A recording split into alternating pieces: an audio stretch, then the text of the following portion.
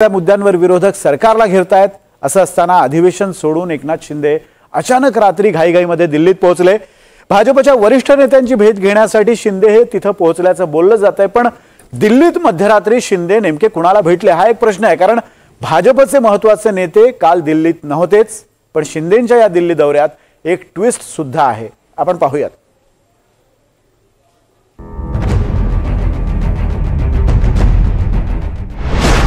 वाद गल्लीत, शिंदे दिल्लीत।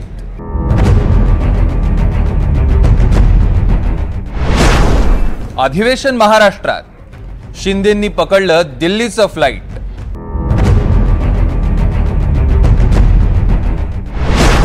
महायुतीत सगळं आलबेल की वातावरण टाईट।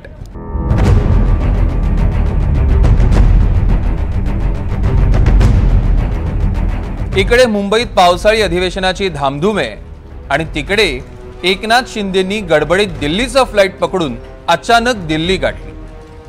शिंदे रातोरात दिल्लीला गेले, त्यामुळे एकच खळबळ उडाली। शिंदे दिल्लीत गेले ते भाजपच्या वरिष्ठ नेत्यांच्या भेटीगाठीसाठी, हे काही नव्यानं सांगण्याची गरज नाही। पण असं घडलं काय की शिंदेंना एवढ्या घाईनं दिल्ली गाठावी लागली? सध्या शिंदे गटाचे आमदार नवनव्या प्रकरणात अडकतायत।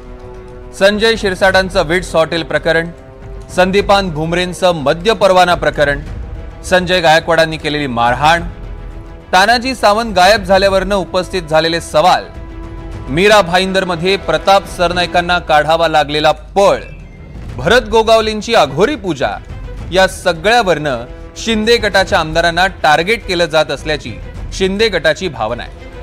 तसंच शिंदे गटाच्या आमदारांना अजित पवार निधी देत नसल्याचीही तक्रार आहे। त्यातच उद्धव ठाकरे आणि राज ठाकरे एकत्र येण्याच्या चर्चेनं शिंदेंच्या शिवसेनेत चलबिचल आहे। या सगळ्या तक्रारी करण्यासाठी शिंदेंनी दिल्ली गाठल्याची चर्चा आहे। विशेष म्हणजे आपला नेता दिल्लीत आहे याची शिंदेंच्या शिवसेनेला कल्पनाच नव्हती। माननीय एकनाथ शिंदे साहेब काल दिल्लीमध्ये होते हे तुमच्याकडनं मला आता कळलेलं आहे। त्याच्यामुळं दिल्लीमध्ये त्यांनी कोणाची भेट घेतली काय घेतली, कारण मी पूर्ण दिवस सभागृहामध्ये होतो। शेवटी दिल्लीला नेत्यांची भेट घेणं, मुंबईच्या विकासासाठी, महाराष्ट्राच्या विकासासाठी निधी उपलब्ध करून आणणं ही आमची सगळ्यांची जबाबदारी आहे। आणि त्याच भावनेतनं माननीय एकनाथ शिंदे साहेब जर दिल्लीमध्ये गेले असतील तर त्याच भावनेने गेले असतील। एकीकडे शिंदे निधी आणण्यासाठी दिल्लीत गेल्याचा दावा शिंदे गट करताय, पण असा एका रात्रीत शिंदे कुठला निधी घेऊन येणार होते? आणि म्हणूनच विरोधकांनी शिंदेंची कोंडी करण्याचा चान्स सोडला नाही। गँगवार जो चाललेला आहे, गँगवार शब्द वापरला, तो गँगवार चाललेला आहे। आता ते एकनाथ शिंदे कशासाठी गेले, काय झालं ते आज मला या ठिकाणी सांगता येणार नाही। असल्यामुळे ही सगळी दिल्लीवारी होते का? या सरकारमध्ये गँगवार चाललेला आहे आणि त्या गँगवारची काहीतरी कहाणी सांगायला ते दिल्लीला गेले असते।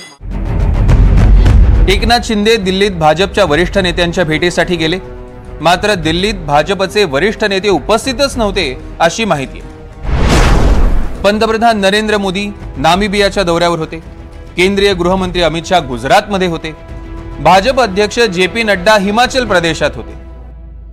मग एकनाथ शिंदे दिल्लीत नेमके कोणाला भेटले हा प्रश्नच आहे। एकनाथ शिंदेंच्या दिल्ली दौऱ्यामध्ये एक ट्विस्ट आहे। शिंदे गटाचे मंत्री संजय शिरसाट यांच्याबरोबरच श्रीकांत शिंदे यांनाही इन्कम टॅक्सची नोटीस आल्याचं शिरसाट बोलून गेले। नंतर या विधानावरनं शिरसाटांनी घुमजावही केलं, मात्र शिरसाटांची ही कोलांटी उडी बरोबर पकडली गेली।